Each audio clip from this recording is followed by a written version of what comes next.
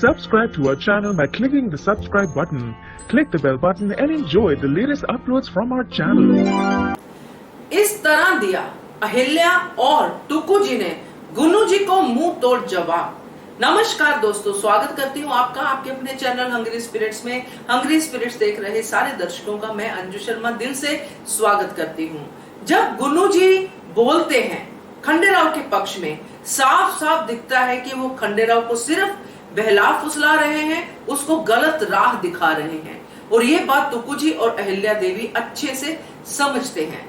इसीलिए जब गुन्नू जी ने इंटरफेयर करने की कोशिश की तो अहिल्या ने और टुकू जी ने मुंह तोड़ जवाब दिया। कैसे दिया, चलिए बात करते हैं। मगर पहले वही गुजारिश, जिन्होंने अभी तक चैनल को सब्सक्राइब नहीं किया है कर लीजिए। साथ में दोस्तों बेल आइकन दबाइएगा ताकि आपको हमारे वीडियोस के नोटिफिकेशन मिलते रहे।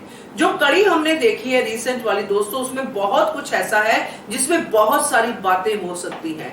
कभी कभी होता है कि एक कड़ी में इतना सारा मैसेज होता है कि हम शेयर करते करते थक जाते हैं, मगर फिर भी कुछ ना कुछ रह जाता है। उसमें से एक मैसेज ये था जिसमें मौन अहिल्या का एक रिएक्शन, और वो रिएक्शन बहुत कुछ कहता था। आपको याद है वो सीन, या याद करवाती हूं मैं कि जिस सीन में जो खंडेराव है अपनी पूरी पगार लेते हैं और अहिल्या अपने खंडेराव को, अपने पति को साइन करने के लिए कहती है हस्ताक्षर, तो वहां पे गुन्नू जी इंटरफेयर करते हैं कि तुम्हें क्या अपने पति पे भी विश्वास नहीं है। मुझे लगा शायद अहिल्या इसका जवाब देगी, मगर अहिल्या ने देखा तक नहीं गुन्नू जी की तरफ और कोई भी जवाब नहीं दिया।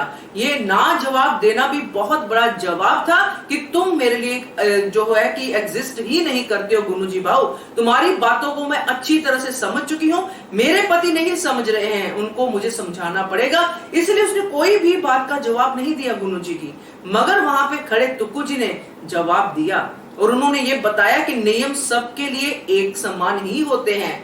तब जाके गुन्नू जी को थोड़ा समझ में आया कि अभी भी जो आवाजें हैं वो खंडेराव तक पहुंचाने की कोशिश जारी है और मुझे और मेहनत करनी पड़ेगी। इसलिए उन्होंने मेहनत करना फिर से शुरू किया, मगर खंडेराव ने रोक दिया।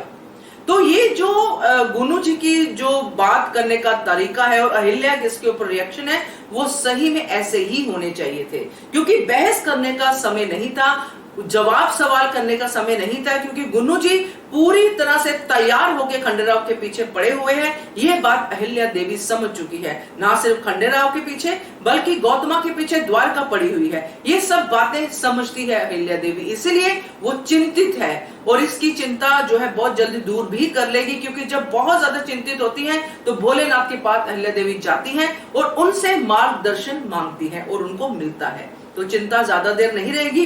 आप लोग भी इस चीज को देखिए और कैसे इन चीजों का सलूशन निकालती हैं अहिल्या देवी, वो देख के हम अपनी लाइफ में भी उन चीजों को इंप्लीमेंट कर सकते हैं। क्या कहते हो आप, कमेंट कीजिएगा। देखते रहिए channel hungry spirits. Thank you so much. Subscribe to our channel by clicking the subscribe button.